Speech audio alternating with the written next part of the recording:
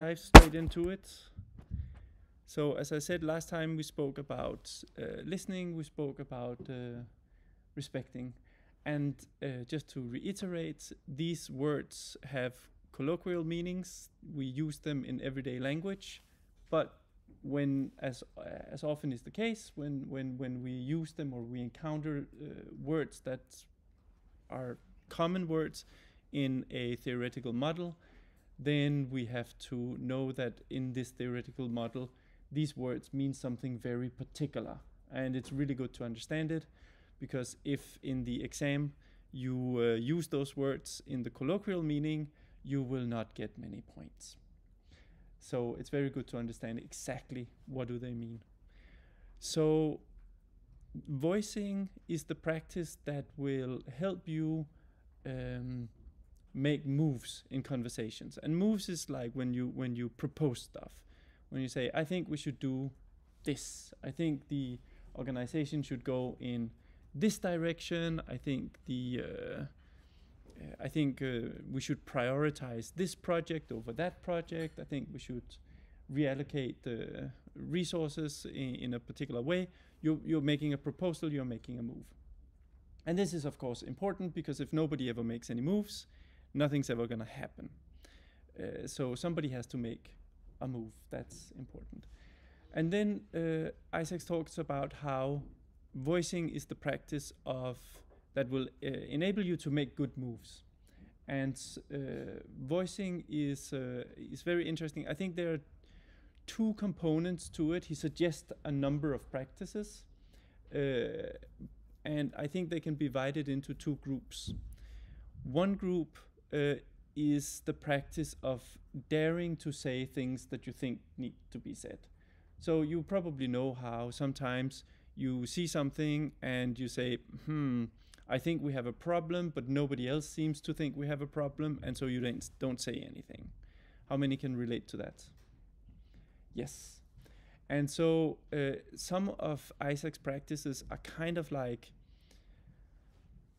encouragement to speak your mind, encouragement to say things that you think needs to be said.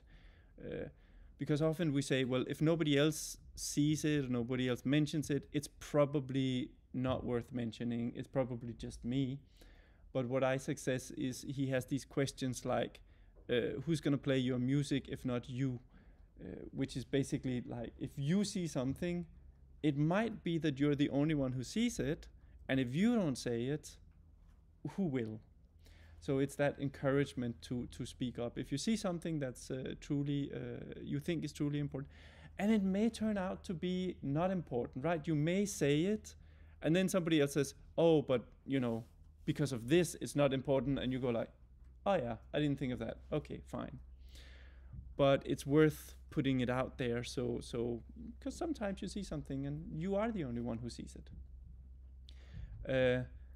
I have a friend who's also a management consultant, and one of her main practices when she's out consulting in management teams is, she says, I just point to the elephant in the room. The thing nobody's talking about, but which obviously is not just that nobody's talking about it, people seem to be actively avoiding it. And I go like, what's that? And she says, that's fantastic. If that's all I do, then I provide a lot of value. And this speaks to this practice of voicing, of saying what you can see that is important. So yeah, Isaac's talk about overcoming self-censorship, and that's it, right? It can be a very good idea to look at how you censor yourself. We all have different methods, and it can be very good to become very aware. How do you do it? How do you get curious about it, right? How do you manage to talk yourself out of saying something? Like, do you say that it's probably not worth it? Do you say, if I'm probably going to get attacked for it? So you have like a fear scenario. What do you do, right? So that's a question that you can think about, which is it's very useful, because if you know how you censor yourself, then it's easier to discover when you do. often self-censorship is so habitual and automatic that you don't even notice it. It's just, it happens, and you might not even, it's like a thought come into your mind and it gets censored and you go like, what was that? I don't know. You don't even notice it.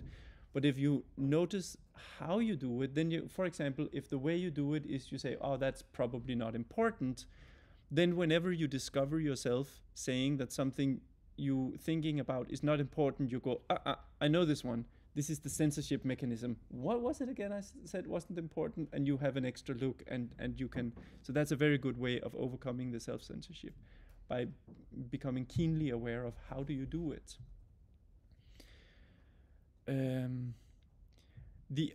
So that's kind of, yeah, he also says speak the forbidden, right? Point to the elephant in the room. So these are some of the encouragement. Then there's another aspect to voicing which I think is almost even more interesting, because it is where the first aspect is kind of obvious. The second aspect I think is less obvious. So he has something like, he says, jump into the void, or he also writes in a place, dialogue is characterized by people who are surprised by what they say, right? You're surprised at what you are saying. And I think this is fascinating because it points to an aspect of voicing which is daring to say things without really knowing what your point is. So you kind of just open your mouth and you start speaking before you really know what it is you are going to say. And so you discover your opinion in the process of formulating them. It's really interesting to say, okay, I haven't thought this through, but there's something about, and then you just speak. And as you speak, you discover, oh, this is what I mean. So in the process of formulating. Now, you remember the exercise we did where one person was speaking for 5 minutes and the other one listening for 5 minutes? And this is a wonderful exercise because for the listening partner, you are giving space for the other person to formulate an unfinished thought. And for the person speaking, you get experience with how is it to sort of like speak for an extended period of time, and during that you discover what it is you want to say. So that is I think that's an incredibly interesting aspect of voicing. Another way of putting it is to say it can be very good to ask questions you don't know the answer to. And I think this is sometimes a little challenging for managers, for leaders, because we have these stereotype images that leaders should sort of have answers for everything. I think we have undermined that stereotype in this course so far, but it's still around. So it's like sometimes people will say, if I don't have the answer, then I don't deserve to be the leader. But actually, often what leaders do is that they ask really, really good questions that they don't have the answer to. So that's also, again, if you see something, you sit in a meeting and there's something that doesn't make sense to you, put it forward as a question. On the one hand, we want to do this. On the other hand, we want to do this. But it seems that there's a mismatch between the two, or we say this is really important, but we don't allocate any resources to it. That doesn't make sense. Why is that happening? And you might not have a clear idea. You might have some idea about why it's happening, but you really don't know. So you put it forward as a real question.